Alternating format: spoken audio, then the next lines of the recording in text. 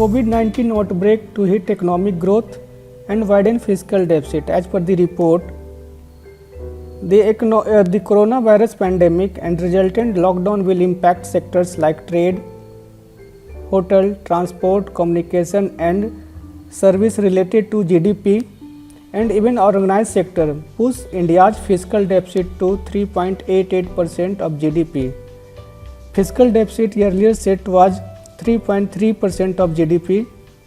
So we will understand what is government deficit and what are the types of government deficit, what are the measures to calculate the government deficit. Key concept in economics lecture series. Today we will discuss government deficit. What are the various types of deficits in a government budget? We will discuss budget deficit. Second one is revenue deficits. Third one is fiscal deficit that become more important in present year. Fourth one is primary deficit.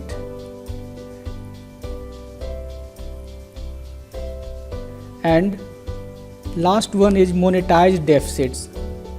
How does the government run a deficit and what happens when the deficit gets too high? What is budget deficit, revenue deficit, fiscal deficit, primary deficit, monetized deficit, and how is it related to government debt? We will discuss in detail. Do you know what is the government deficit for the year 2019 and 20? Over the years, this government deficit has been a major problem of the Indian economy. The government is constantly trying to control this deficit. Let us learn the concept of government deficit and the various measures of the government deficits. There are various measures that capture government deficit and they have their own implication for the economy. We can divide government deficit in the following category. First one is budget deficit. Second one is revenue deficit. Third one is fiscal deficit. Fourth one is primary deficit, and last one is monetized deficit. Now we discuss budget deficit. Budget deficit is the excess of total expenditure over total receipts.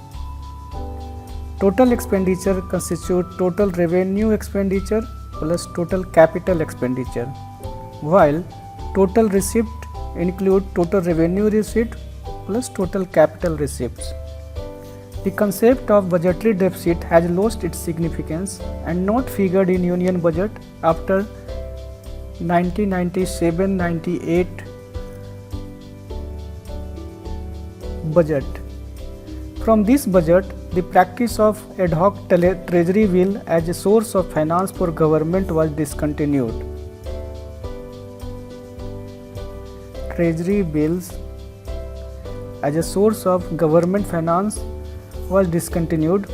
Ad hoc treasury bills are issued by the government to RBI and in turn take the money from the RBI at a very low rate of interest and fund their monetized deficits.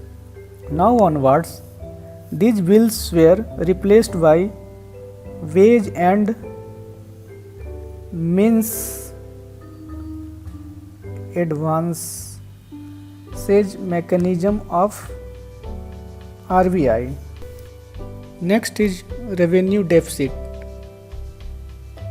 Revenue deficit refers to the excess of government's revenue expenditure over revenue received, that is, total revenue expenditure minus total revenue received is called revenue deficit.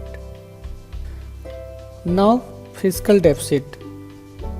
Fiscal deficit is the difference or gap between the government's total expenditure and its total receipt, excluding borrowing, that is, it does not include the government borrowing.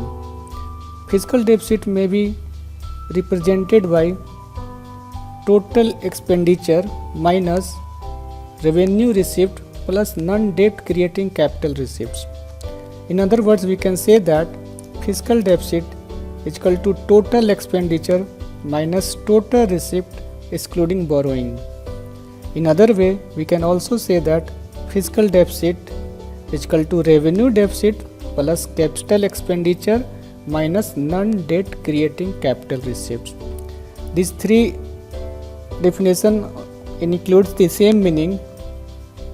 Non-debt creating capital receipts are recovery of loans,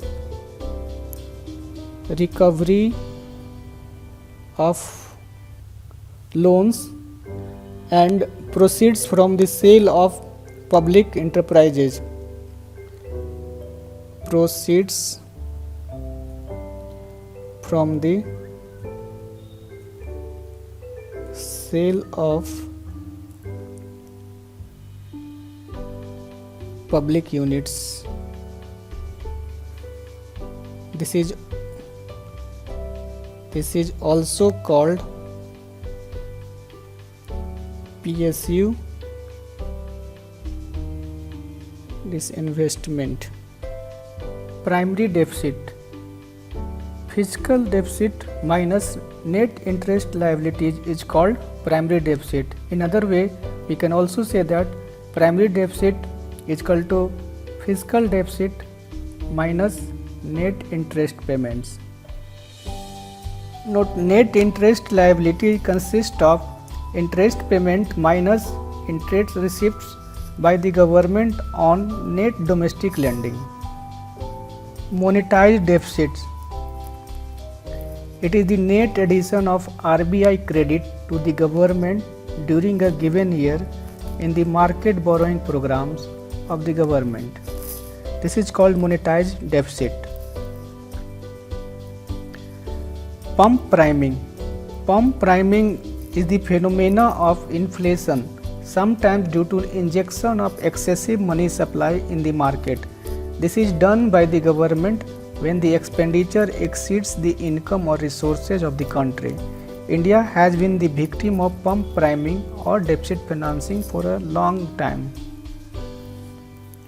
Now we will understand what is wage and means advances, that is also called WMA, mechanism of RBI. These are temporary advances extended by RBI to the government under section 17 sub clause 5 of the RBI Act. RBI Act to make WMA, wage and means advances, both to the central and state government.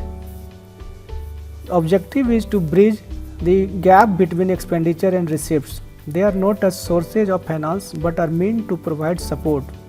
On March 1997, Government of India and RBI signed an agreement.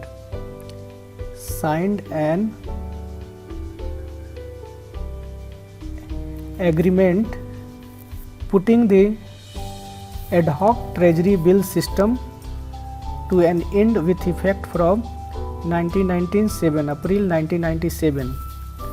The interest rate on wage and means advances is 8 or around bank rate, with a small adjustment for different kinds of WMA for the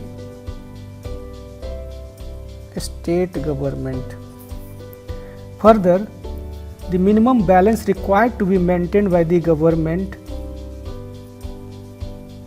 for this purpose, and further, when 75% of wage and means advances is utilized, the RBI may consider fresh flotation of market loans depending on the market condition.